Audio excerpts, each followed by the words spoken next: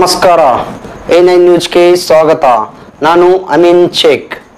ಭಾಷಾಪುರ ಗ್ರಾಮದಲ್ಲಿ ವೈದ್ಯರಿಂದ ಹಾಗೂ ಮೆಡಿಕಲ್ ಶಾಪ್ಗಳ ಮಾಲೀಕರಿಂದ ಪ್ರತಿಭಟನೆ. ಭಾಷಾಪುರ ಗ್ರಾಮದ ವೈದ್ಯರು ಹಾಗೂ ಮೆಡಿಕಲ್ ಶಾಪ್ನ ಮಾಲೀಕರು ಗ್ರಾಮದ ಪ್ರಮುಖ ಬೀದಿಗಳಲ್ಲಿ ಹೋಗಿ ಅಶೋಕ ಸ್ತಂಭಕ್ಕೆ ಹೋಗಿ ಮೌನಾಚರಣೆ ಮಾಡಿದರು. ಹಾಗೂ ಭಾರತೀಯ ವೈದ್ಯಕೀಯ ಸಂಘ ಕರ್ನಾಟಕ ರಾಜ್ಯ ಶಾಖೆಯವರಿಂದ ಮೊನ್ನೆ ಕೋಲ್ಕತ್ತಾದಲ್ಲಿ ವೈದ್ಯ ಮೇಲೆ ನಡೆದ ಅತ್ಯಾಚಾರ ಮತ್ತು ಕೊಲೆಯನ್ನು ವಿರೋಧಿಸಿ ದೇಶದಾದ್ಯಂತ ವೈದ್ಯರಿಂದ ಪ್ರತಿಭಟನೆ ಮಾಡಲಾಯಿತು. ವರದಿ ನಿರಂಜನ್ ಶಿರೂರ್.